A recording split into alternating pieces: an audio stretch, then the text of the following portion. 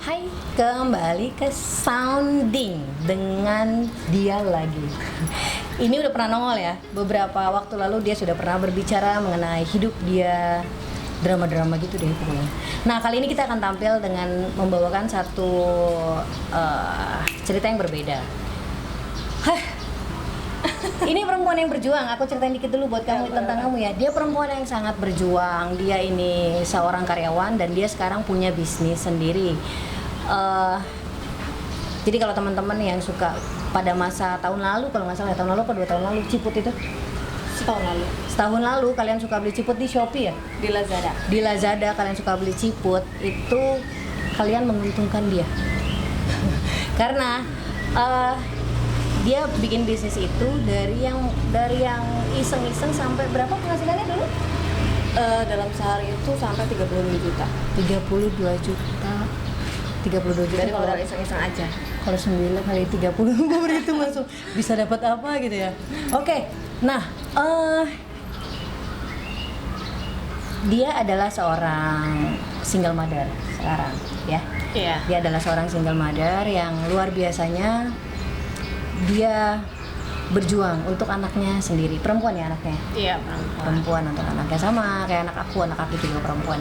Baik, kemudian yang mau aku angkat di sini adalah bagaimana perempuan-perempuan baik yang seorang single mother atau seorang istri bisa lebih mengakses diri dia untuk menjadi lebih lebih mandiri gitu. Oke. Aku mau tanya nih, dia punya sebuah link yang bernama komunitas, tepatnya yang bernama Mompreneur ya?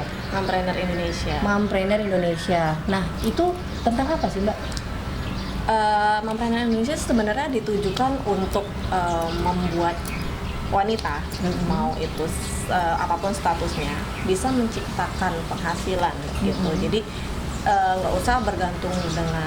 nggak terlalu bergantung dengan orang lain, lebih tepatnya kayak gitu. Karena yang namanya kehidupan kan pasti membutuhkan biaya yang besar makin lama, kayak anak sekolah segala macam. Cuma yang namanya roda kehidupan juga kan pasti ada turun naik. Yes, betul. Jadi bagaimana caranya di sini wanita itu bisa mempunyai penghasilan kayak gitu. Ini wadahnya. Jadi ya semacam naungan lah untuk si perempuan-perempuan ini bisa berkreasi gitu, jadi uang. Sebenarnya apa yang dijual itu pun sebenarnya bisa kembali lagi ke teman-teman ya. Ini kita cuma sebagai wadah untuk menampung ini loh, di sini ada orang-orang yang bisa menyediakan barang. Iya. Sebagiannya lagi ada orang-orang yang bisa tetap cari uang dengan berada di rumah. Iya, gitu. Oke. Nah, itu bisa dikerjakan dari rumah aja kan? Nggak akan mengganggu waktu kerja atau waktu keluarga kan? Iya, bisa dikerjakan di rumah.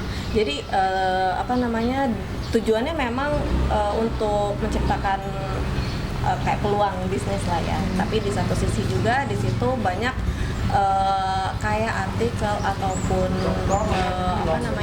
sebuah inspirasi masukan yang bisa menguatkan mental si perempuan ini gitu. Ya banyak sisi positifnya sih. Gitu ya. Jadi ya memang si perempuan itu kan memang butuh banyak banget afirmasi ya. Jadi buat teman-teman di sini kita bukan mau mendiskreditkan teman-teman yang bukan yang tidak bekerja. Bukan. Memang sebagian orang nyaman dengan penghasilan suami ya. Dengan penghasilan suami. Kebetulan saya ketemu Cindy dulu banget itu di masa kami juga sedang mencoba berbisnis. Yeah. Saya seorang ibu rumah tangga, dulu Cindy anak kuliah. Dia anak kuliah. Kemudian sampai akhirnya ada satu statement yang menarik dari bisnis yang kita jalanin bareng-bareng itu, bahwa takdir bukan di tangan kita. Perempuan tetap harus minimal bisa menghasilkan walaupun cuma sedikit itu untuk 3 hal. Apa ya tadi ya? Yang pertama itu jika nanti menikah dan kemudian kita sudah bergantung sama suami, kemudian suaminya di PHK, dipulangkan ke rumah. Sama seperti konsep pandemik sekarang. Ya. Konsep pandemik sekarang ternyata suaminya di rumah kan, istrinya yang bergerak. Padahal tadinya mungkin istrinya hanya ibu rumah tangga yang tidak merasa bahwa mereka mampu. Pandemik ini itu semua ditebalikin. tiba-tiba perempuan bisa masak menjadi makanan yang bisa dijual, Yes. bisa jahit menjadi masker, hal-hal Iya. seperti itu tanpa disadari. Yang kedua adalah suami amit-amit pergi atau meninggal duluan. Kita punya anak yang harus tetap dihidupi, kita punya mungkin cicilan-cicilan yang tidak berhenti gitu, sedangkan di kondisi kita membiasakan diri untuk tidak punya penghasilan ya. Terus yang ketiga, yang paling malesin dan semoga tidak akan pernah terjadi lagi tidak akan pernah terjadi lagi di hidup saya adalah suami pulang ke rumah perempuan lain gitu. Buat sebagian orang yang suaminya pulang ke rumah perempuan lain tetap dihidupi anak-anaknya, alhamdulillah, tapi banyak yang tidak beruntung.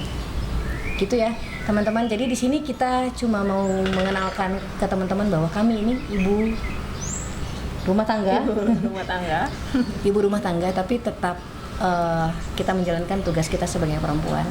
Cuma di satu sisi lainnya kita memanfaatkan waktu luang ya, waktu luang untuk sharing, untuk berbagi afirmasi positif di dalam komunitas, juga membuka peluang untuk teman-teman yang mau punya duit jajan Iya, buat beli lipstick lumayan. sama skincare. Skincare bosku buat ke Alpa.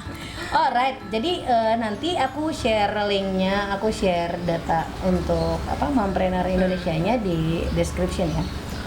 Gitu ya teman-teman ya. Jadi buat teman-teman yang tertarik bagaimana sih caranya dari rumah aja tapi mau punya usaha cuma nggak terpikir mau usaha apa, takut kehilangan waktu sama anak sama suami, boleh nanti nengok di link yang kita share gitu, nengok di sana banyak hal-hal positif yang bisa kamu ambil, walaupun mungkin bukan tentang bisnisnya, akan ada pemahaman hidup segala macam gitu ya.